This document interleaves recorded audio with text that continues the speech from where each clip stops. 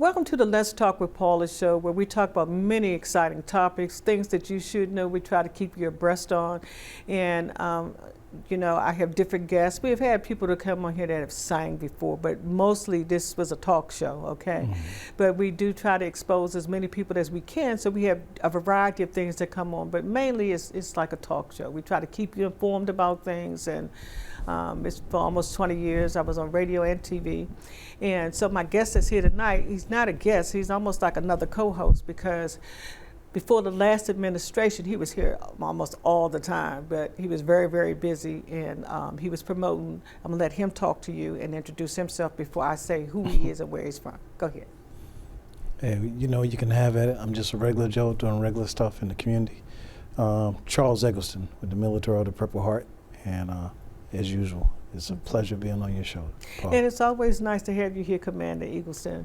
And you know, I mean, you've been on okay, I think my show is great too, but it's the greatest show. But you were actually filmed with a news reporter, a famous news reporter, and when y'all was in the hospital at the same time. Yeah. And who was that? What was his name again? Yes. I don't mean to put you on the spot, but anyway, you were actually on a television show that with another veteran. Yeah, Blast from the Past in Iraq. Yes, and he asked you to come on with him because y'all were in the hospital at the same time. Yeah. And I thought that was just so wonderful that, you know, that he respected you enough to ask you to come on with him because it was his spotlight, you know. Yeah. But I treated him like a soldier when he was at Walter Reed with me. Mm-hmm. He was there for a couple of years. Mm-hmm. But no, not even a couple of years, about a year. Mm-hmm. While he was putting his cranial back together. Because, you know, when he got hit, his head was all tore up like mine was. And you would never know it. I mean, and they explained that, you know, on the air, and you would never know that. I mean, I don't know if he was as handsome as he is, just like you. I don't know if y'all was as handsome as y'all were then, as y'all was on recently, but I would never have known that he had that much, you know, damage done. Yeah. And that he's able to articulate, you know, and become one of the #1 world news reporters that you have for the station that he works for. And it made me proud to see you, them interview you as well, because he was on my show first, okay? Right, absolutely, yeah. And I was proud to see that they had aired you, you know, for that. And we used to have a veterans forum. If you've been watching us for a long time, we used to have a veterans forum, and everybody got busy. And so, you know, I could only grab this guy right here when I can. And as we see that he represents the Purple Heart, you know, for the veterans very well. This hat that you have on, I mean, it reminds me, it doesn't remind me, so I'm not going to say that because everybody has their own unique thing, so I take that back. But the Masons have a hat that they wear too that doesn't have all that on there, but they wear a hat similar when they have their big regalias and stuff. Except for it's round. The hats are round. Yeah, but it's still a hat, you know, that's representative of what they actually are about. And I think that one right there, I think y'all did the Masons, man. Well, I think you did. Not as old as Masonic world, because I know how both worlds work. Right. But has a heavy legacy behind it. Mm-hmm. It's the oldest decoration to the military, which is a Purple Heart. Mm-hmm. Well, I see that you have, your jacket is, everything that you have on is representative, okay? And so on your hat, it tells you that it's the Military Order of Purple Heart. And it's a pin that's on there, and I can't tell from sitting over here because I know that I have one. You gave me one. It must be the one, if I'm thinking that is right, it's one that does tell you about the Purple Heart. Right. Okay. And then you have one that's on a pin that's on your chest that somebody had to award to you or gave it to you. This one right here? That one right there. This is the actual Purple Heart. That's the actual Purple Heart. Right. Yeah, and you are a recipient of the Purple Heart. That's correct. So that is your recipient pin that they gave to you for the Purple Heart? That's the recipient award. That's the actual Purple Heart itself. Oh, okay. Yeah. And see, I mean, greatness, you know, and you carry it very well, you know. And so now we have another pin that's sitting on this side that, and I can't, I don't have my glasses on. I couldn't see if I did. Yeah, I'm a wolfhound as well. Okay. So it's one of the most decorated fighting outfits in history. Okay, in history. Absolutely. During the Vietnam era, and then we was just as credible during Iraq. Oh, well. okay. So And then the pendant that you have on your jacket? this is what they call a commander's national. I've been at the national level for 16 years. So it's a commander's plaque or badge, as they call it. It's Okay. given to you by the Military Order of the Purple Heart. It's a crest. Okay. Yeah. And it's really strange that where we met each other, it was at a funeral. Then Yep. I originally met you. It was at one of my relatives' funeral, and y'all were there, and y'all recognized, and y'all did your ceremony Yep. that you had to do, and it's private. Everybody can't sit in on your private ceremony. But it was very special that y'all recognized him, in such a way that y'all came to that funeral, and it was a blessing that I was able to meet you at the Right. time. That it's a small world. You just never know who you're gonna run into, where you're gonna run into. Yeah, them. I wouldn't have ran into a great person like yourself No. if it wasn't for destiny or if it wasn't for life changes. I mean, he passed from something. So your cousin, if it wasn't him, for him connecting the two of us, we'd have never met. That Chances yellow are. family. Right, Yeah. right.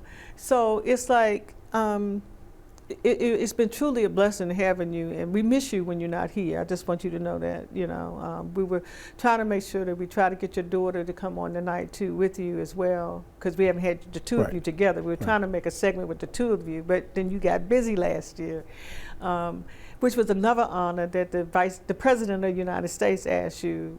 The previous president of the United Right. States asked you to be a part of it because he knows you and he knows of you, that he asked you to be a part of his team. Right. And it took you all over the place, so we just couldn't grab you, But that was an honor that I Yeah. think that need to be mentioned too, that that President Biden would ask you, to be a part of his team and recognize you in that capacity, Well, the biggest honor is when I'm asked by someone who I know and seen even on TV, such as yourself. That's the greatest honor, you ask me. And I see what you do in the community for the veterans. So when you have a collaborator like that, you get no better in my book. But the main thing is I seen you give hope to a lot of veterans. I seen you do a lot of stuff for the veterans' family. So, I mean. Well, it's very near and dear to my heart because my Yeah. father's a veteran. He's passed on, but Right. I mean, my uncle, he's still alive, but he was in the military police. And I have a couple of female cousins that are in the military now. Well, they couldn't have been a long time ago, but Right. they've been in there. One of them, they tell us all the time. I said, "What do you do?" When she first went into the military, she said, "If I tell you, I got to kill you, so I can't tell you what I do." And so, I mean, I have female and males that are actually they're not veterans, but they're in the military. But I have veterans in my family and my father was near and dear to my heart. And so I've always had political insight and would do things politically with different organizations. In fact, the Interfaith Fund, when Sharon Pratt Kelly, Mayor Sharon Pratt, sorry, I don't mean to disrespect you, Mayor. Ex-Mayor Sharon Pratt Kelly used to be in D.C. Yes. She allowed me to, they do a parade every year for like the veterans and things, and she allowed me to, with the Interfaith Conference, to orchestrate that. And I found, that's why I'm bringing this up today, she had given me a whole lot of flags in a box so that I could give them to the Interfaith Council members. Gotcha. Right, which is an honor, I found out. I didn't know at the time, but I found out later on to have a United States flag that's given to you by somebody of hierarchy is an honor. And I found a few the other day, and I said, "Dang, I see all these people on TV and everything walking around with, this little flag pin on. I meant to wear one tonight, right? You should. Just for you. Always wear a flag. Yeah, but she had given to me so I could give it to the Interfaith Conference at that time because I was in charge of that. And I just really been, always in politics. When I first moved to Bowie, my nephew asked me did I want to run for mayor out here because the mayor had been here out here for long. I said, nah, I'm not trying to do that. Okay, I just moved to Bowie. I don't know nothing about Bowie. I ain't trying to do that. And then I had when I was working at CVS, a lady came in and asked me for that election, would I run for mayor? She said, because we see you on TV all the time and you look out for people in Bowie and you look out for everybody. You need to run for mayor. I said, nope, I'm not. Nope. Yeah, because you keep them all informed. So yes, a person that keeps keep the, I guess, the people informed is the best prophet, AKA a mayor, governor, council member, whatever the case is. Yeah, because even the Eleanor Norton Holmes, I got an opportunity to work with her, doing one of those other things that I was doing at the time. I got to meet her, and I was young at the time. You just don't. I was just working, you know what I mean? So you don't really take into like, well, am I sitting in the room with this lady, person, And now I've learned how to appreciate it just by just being in your presence whenever I talk to you or have a chance to see you, that I realized how fortunate I was years ago to be around all these different people. Because I have pictures with the mayor, I have President Clinton, I got a picture with him, I have a picture with the present mayor, Muriel Bowles, and when my church was in D.C. and I had, had a building. I have a picture and a couple of awards from her as well. So my community service, and the biggest one that I got, and I don't know if you put a whisper in somebody's ear or not, but I got the presidential, the highest honor that you can get from the presidential award for community service. Yeah, last year, year for last. And that was a great honor. And if you had anything to do with it, I thank you. Because I mean, you just take for granted sometimes, things that you do, and you don't know that people really think of you in a manner they do. And I wanted you to come on because I really, it's been in my spirit about what's going on with the veterans, because just like senior citizens and with Medicare and Social Security, okay, and healthcare benefits for our veterans, and all the things that were said that I was not going to touch. All the things that are being touched, And I really think that it's really, this is my personal opinion, has nothing to do with the station, has nothing to do with anybody else sitting here. I just think it's really a disgrace that they would do that to the people that have kept this country safe and still out there, the veterans and the people that are still in the military services, to cut their funding and to cut their health care benefits for the ones that have served. And after the person promised that they were not going to cut anything that had to do with the veterans or the administration or anything that had to do with Medicare and Social Security, the health care, the colleges, the little kids, the vaccinations. I mean, you name it. It's like to me, it's that every organization that's being hit is one that's going to kill people. Yeah, upside down is what I call it. Yeah. Upside down syndrome, because it's no way a person who got out of going into the military, they say they had a bone spur or something wrong with their feet, whatever the case is, but money talk. And their parents probably had a whole lot to do with them getting out of being drafted and sent away in the military. So they wouldn't really become a up and coming gentlemen as they should have been.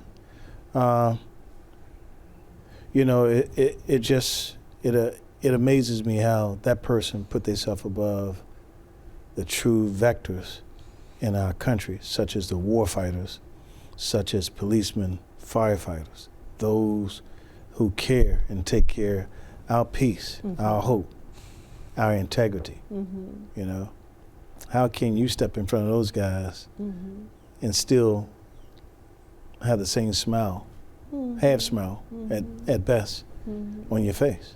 And I have family members that work in the, on the ambulance, firemen, anything that he's touching, somebody in my family's doing it. Well, he seems like he hates first responders. Yes. And he definitely he has a problem with the service members, because I guess the training they went to is not fake training, to the point that I was surprised when they said that he was cutting 20% of the top generals in the military. Yes, that's crazy. So I guess he won't look as bad as he looked. Oh, I think that's terrible. Look, I'm trying to cheer up. I ain't trying to do that, right? I hope I got a tissue.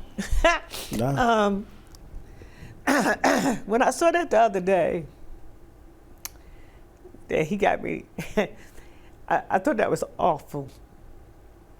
Because you just didn't become a general just by going into the military. You understand what I'm saying? It's an honor. You had to earn that. And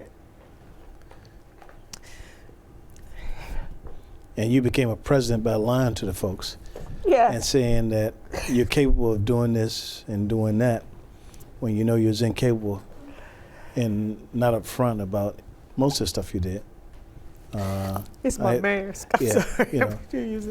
And I even had words with some of my folks who decided they had voted and felt special about him when they was trying to tell me he didn't say less than a year ago, actually, about a year ago, that anyone who was wounded, captured, or killed in combat was suckers and losers.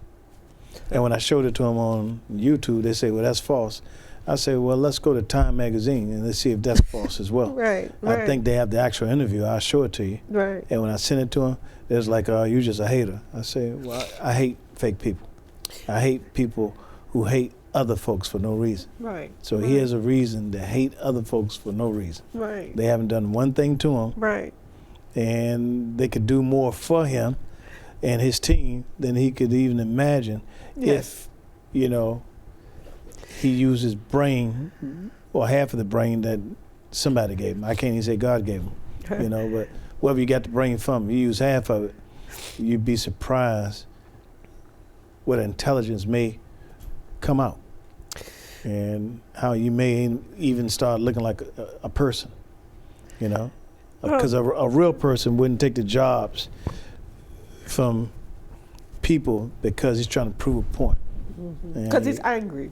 He's angry with himself. He wish he was somebody else. And the good thing about him, he's on his last days, all the way around. So we won't have to see him. It's not like I have to see him for the next 20 years. Yeah. Well, you know, you knew. Okay. You knew from court that he was a fraud. Yes. And how can this country nominate or even put on a ballot a convicted felon?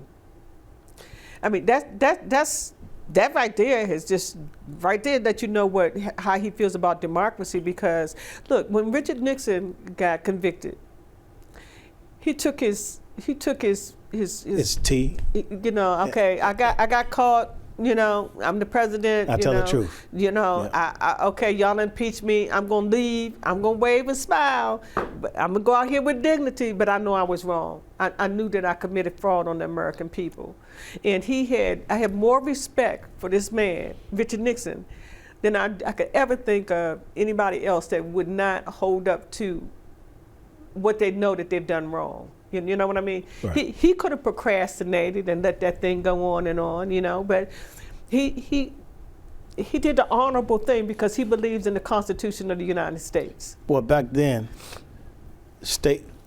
our political arena was actually statesmen. All right, they had honor. They went by a creed, whether you was an independent, a Democrat, or a Republican. Yes. You served under a creed. Now, it seems like I don't know if these guys serve under what. I mean, it's like you serve like, no, I can't even say like a gang, because even gangs have a code. Yes. They have no code they go by. Yes. So you let things happen that you wouldn't normally happen. If I saw a dog about to bite a little baby, I would walk up and kick the dog and get him out of the way from biting the baby. Right. Now, the way these guys react to stuff, they'll let the dog go up and chew the baby up and just look at it and say, well, it wasn't my baby. Well, we know they don't kidnap babies because now he's trying to dictate on what you're supposed to get your kids for Christmas. You know, he says that little girls they don't need to have 30 dolls, you know, and they only need 1 or 2, or no more than 3, you know. Well, if we go on a dictatorship, he's correct. But yes. we're not in a dictatorship. Well, it feels like it in some things, because if you try to take public access off, PBS off the television, I grew up, my kids grew up with that Sesame Street, you know. Yeah. And nobody in the world would have ever thought about Bert and Ernie being homosexuals. You understand what I'm saying? That's not the projection that they were projecting at the time. I thought that they were two family members, you know. It's you two understand brothers. what I'm saying? Two brothers that was just, you know, making sure the kids learn. Yeah. But to try to take away the television from us, now he's trying to take away any foreign movies that we have. He's putting a tariff on, and that's crazy to me. Why would you put a tariff on movies that you know that no one movie, because you, even if you was in Hollywood just for the show that you was on, okay? Right. You know that big enterprise that make these big movies, for years they've told us that they've had to go to different countries to get the authenticity of the movie that they're trying to shoot. So why would you put tariffs on an enjoyment that the American people have, that they can go to the movies and sit down, right, and watch it, and they make all these so you can get lounge chairs and stuff in different movies now. And then if you can't, the people have it on cable. Right. And I know he watches television, because I've been saying this, because some of the tariffs that he has imposed, I've seen it in a movie. You know, I've seen different things that I've seen him write his name on, and he says, I've seen it in a movie the night before. And this week on television, I never said it, but they said that this thing with Alcatraz, that it was just Alcatraz was on the night before, and then somebody said, well, the first day when they asked him, he said, well, it just came on my mind, right? The next day, the man called him out. Two news reporters called him out. Said, no, you got it from the movie that was on television last night, and we really realizing now that you're getting most of them from off these television programs that you're watching with these tariffs and things you're putting in. It was Alcatraz, right? And so when they called him and asked him about it, on the news reporters asked him, well, why would you want to open up Alcatraz? Because they closed it for a purpose, okay?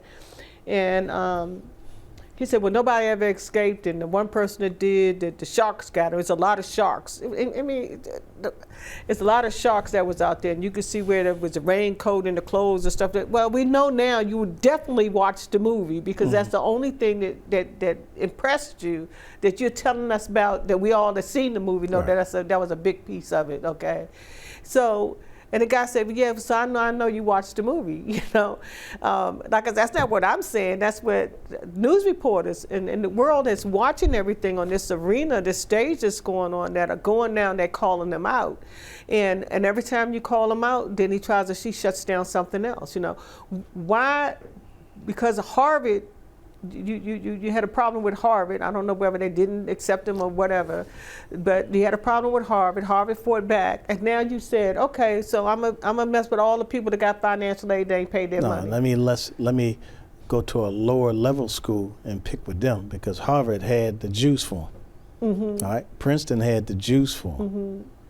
Cornell had the juice for them. Yes, they all going back after. Yale had that juice for them. All right, and they smoked him just like you smoke a joker when they come playing. All right, that's why you don't hear a lot of talk about that went on. You know, because he got cooked. All right, and he found out who was who. You can't talk stuff about stuff you don't really know about. Right. You play games. I think once you turn to a certain age, you should grow, as they say, up. But maybe he never grew up because he never had a reason to grow up. I'm pretty sure his wives will tell you that. Well, his sister wrote a book out the first election, and she came on television. It's not something that I said. She came on national television and said, after he got elected, she said, I wrote this book because some of the people had him on different talk shows too, had her on there. And she said, I would have never thought that the American people would be so stupid to appoint this man as, I'm talking about the first go around, as President of the United States. She said that was the whole purpose of me writing the book, for the book to get released before the election, you know. And she said, I just couldn't believe it, you know. And then she told about how he had somebody write some of his thesis papers. So, you know, he's been doing this for a long time. I'm talking about some of these things that they are accusing him of, the accusations. I can't say that it's real, but the accusations that they're coming out with, that I see on national news, that this didn't start. Well, I can tell you these accusations that they claim that are accusations, if it was someone else, they'd be in prison with those same accusations that are real in effect.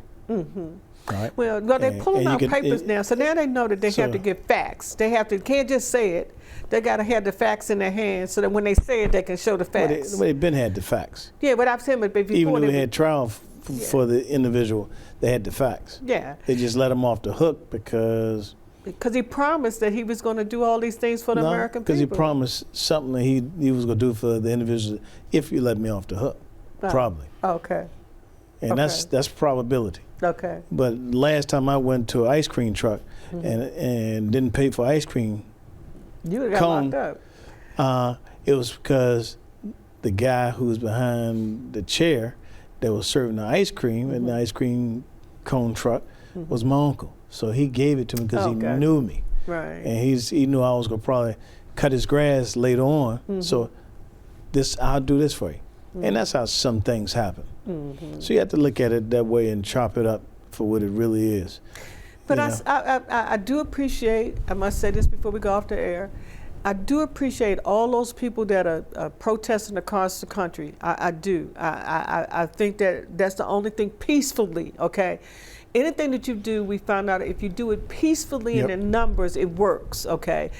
Just like they've been saying on television, if you just make a phone call to your area people, you know, because it affects everybody. It affects me when you start talking about Medicare and Social Security, okay? It affects me when it starts talking about the veterans and the people. It affects me when it talks about the first, you know, the ambulance and the fire people, because, you know, all these people in my family, we've done these things. It should affect you when you hear about the numbers of suicides are going through the roof.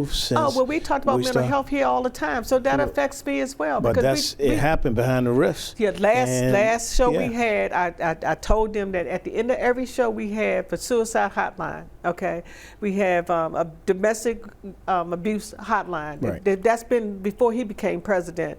But anyway, I just want to thank you for coming on, and he's going to be on the next 2 shows, so watch the Lady Nighthawk and watch the church show, okay? So we can pick up where he left off. I really want to thank you for coming. I mean, I'm sorry I got so teary-eyed, but that's the way I feel, you know? And I do. If I'm doing this on TV, you know how people doing at home. Well, that's because you're human, and some folks aren't human. Remember that. Right? Well, we say good night to you guys, and I thank you for coming, and we say good night. C'est la vie.